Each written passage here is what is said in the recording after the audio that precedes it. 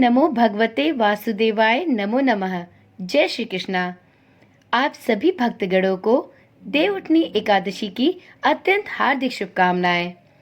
कार्तिक माह के शुक्ल पक्ष की एकादशी को देवउठनी एकादशी, देवोत्थान एकादशी, देवउठनी 11, प्रबोधनी एकादशी इत्यादि नामों से जाना जाता है। इस दिन श्री हरि विष्णु 4 महीने की निद्रा से जागते हैं।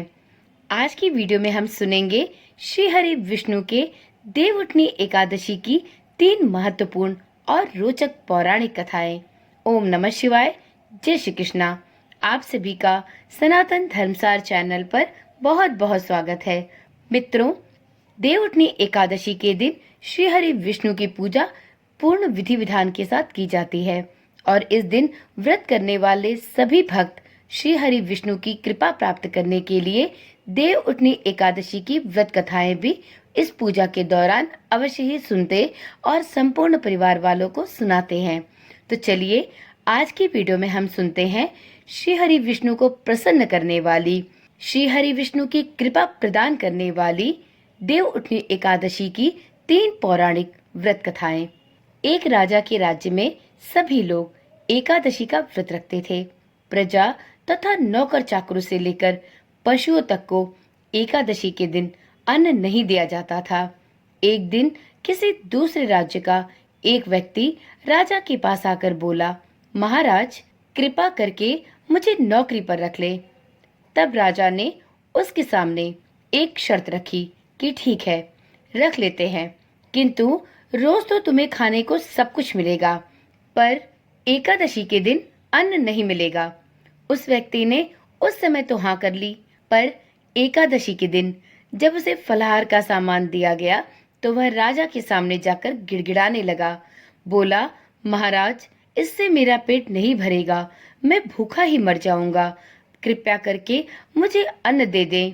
राजा ने उसे उस शर्त की बात याद दिलाई, पर वह अन्न छोड़ने को राजी नहीं हुआ। तब राजा ने उसे आटा, दाल और चावल दिए। वह नित्य की तरह नदी पर पहुंचा और स्नान कर भोजन को पकाने लगा। जब भोजन बन गया तो वह भगवान को बुलाने लगा। आओ भगवान, भोजन तैयार है।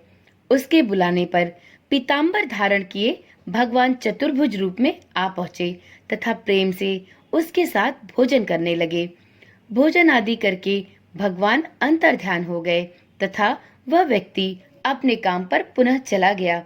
15 दिन बाद अगली एकादशी को वह राजा से कहने लगा कि महाराज, मुझे दुगना सामान चाहिए भोजन पकाने के लिए।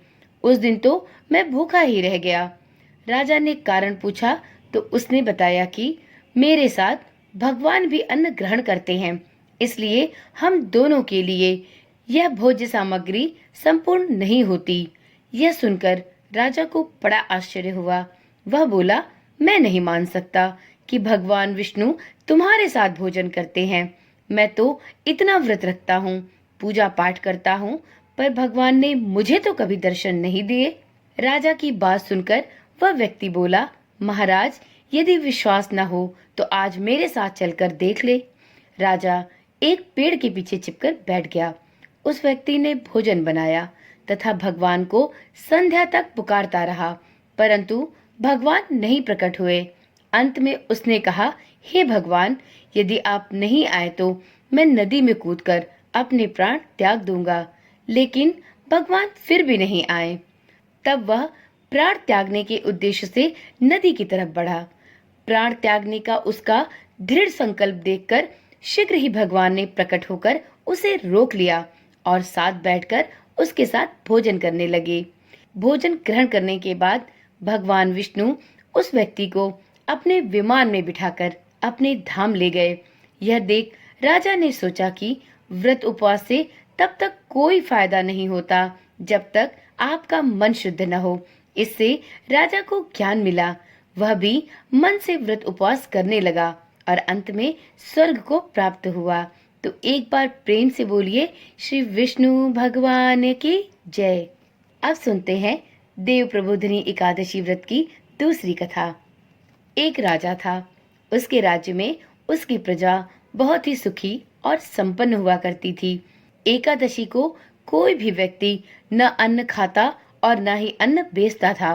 सभी उस दिन फलाहार ग्रहण करते थे। एक बार भगवान ने राजा की परीक्षा लेनी चाहिए।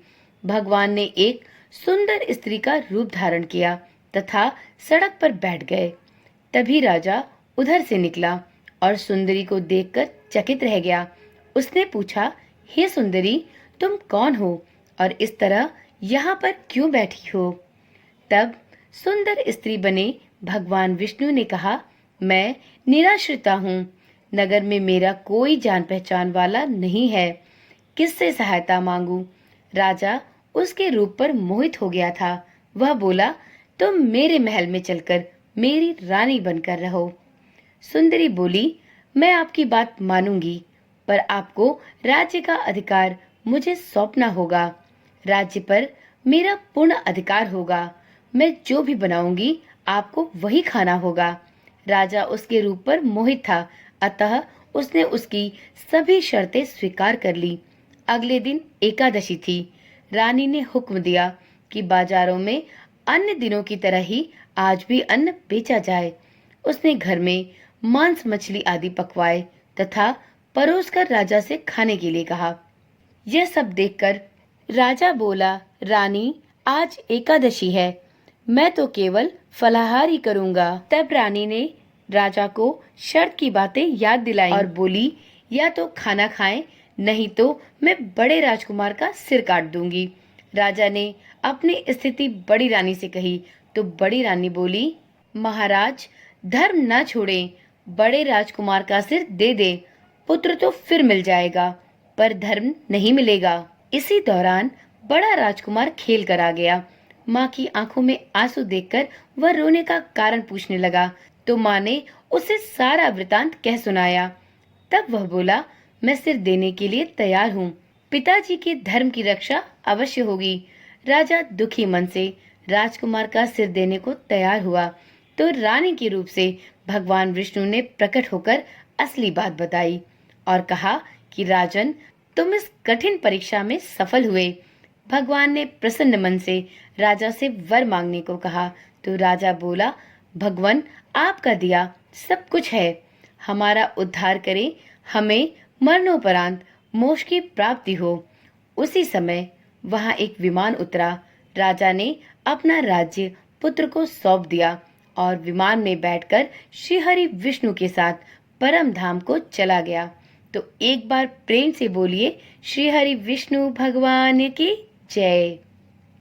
अब सुनते हैं देवउठनी एकादशी की एक अत्यंत ही प्राचीन और पौराणिक कथा। एक समय की बात है, शंखासुर नामक एक राक्षस था। शंखासुर ने तीनों लोकों में बहुत ही उत्पात मचा रखा था। तब सभी देवताओं के आग्रह करने पर भगवान विष्णु ने उस राक्षस से युद्ध किया और यह युद्ध कई वर्षों तक चला।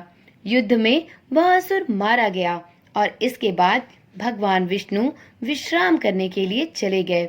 कार्तिक शुक्ल एकादशी के दिन भगवान विष्णु की निद्रा टूटी और सभी देवताओं ने भगवान विष्णु की पूरे विधि विधान के साथ पूजा अर्चना की। शिव महापुराण के अनुसार पौराणिक समय में दैत्यों का राजा दंभ हुआ करता था। वह बहुत बड़ा विष्णु भक्त था। कई वर्षों तक उसके यहाँ संतान नहीं होने के कारण उसने शुक्राचार्य को अपना गुरु बनाकर उनसे श्री कृष्ण मंत्र प्राप्त किया। यह मंत्र प्राप्त करके उसने पुष्कर सरोवर में घोर तपस्या की। भगवान विष्णु उसकी तपस्या से प्रसन्न हुए और उसे संतान प्राप्ति का वरदान दे दिया। भगवान विष्णु के वरदान से राजा दंभ के यहाँ एक पुत्र ने जन्म लिया। इस पुत्र का नाम शंखाचूड़ रखा गया। बड़ा होकर शंखाचूड़ ने ब्रह्मा जी को प्रसन्न करने के लिए पुष्कर में घोर तपस्या की। उसकी तपस्या से प्रसन्न होकर ब्रह्मा जी ने उसे वरदान मांगने को कहा। तब शंखाचूड़ ने वरदान मांगा कि वह सदैव अजर और अमर रहे और कोई भी देवतागण उसे कभी भी मार न पाए। ब्रह्मा जी ने उसे यह वरदान दे दिया और कहा कि वह बद्रीवन जाकर धर्मध्वज की पुत्री तुलसी, जो तपस्या कर रही है, उससे विवाह कर ले। शंखाचूड़ ने वैसा ही किया और तुलसी के साथ विवाह के बाद सुखपूर्वक रहने लगा। उसने अपने बल से देवताओं, असुरों, दानवों, राक्षसों, गंधर्वों, नागों, किन्नरों, मनुष्यों तथा त्रिलोकी के सभी प्राणियों पर विजय प्राप्त कर ली। तब वह भगवान श्री कृष्ण का परम भक्त बन गया।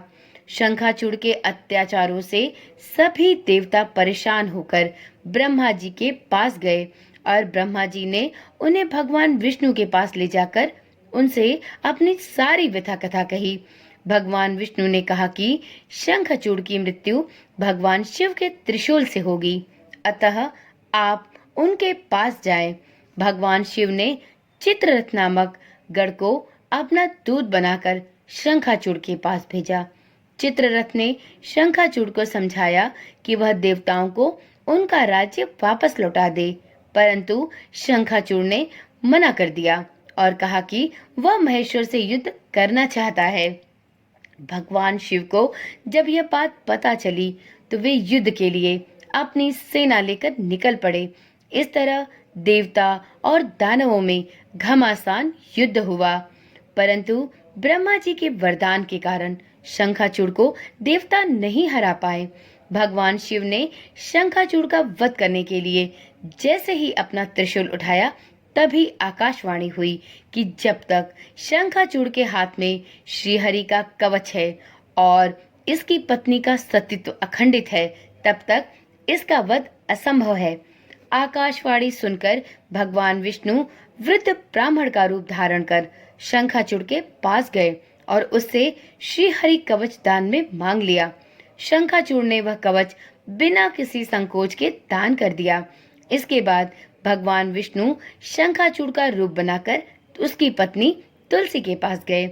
शंखाचूड़ रूपी भगवान विष्णु ने तुलसी के महल के द्वार पर जाकर अपनी विजय होने की सूचना दी। यह सुनकर तुलसी बहुत प्रसन्न हुई और पति रूप में आए भगवान का पूजन किया, वह उनके साथ रमण किया।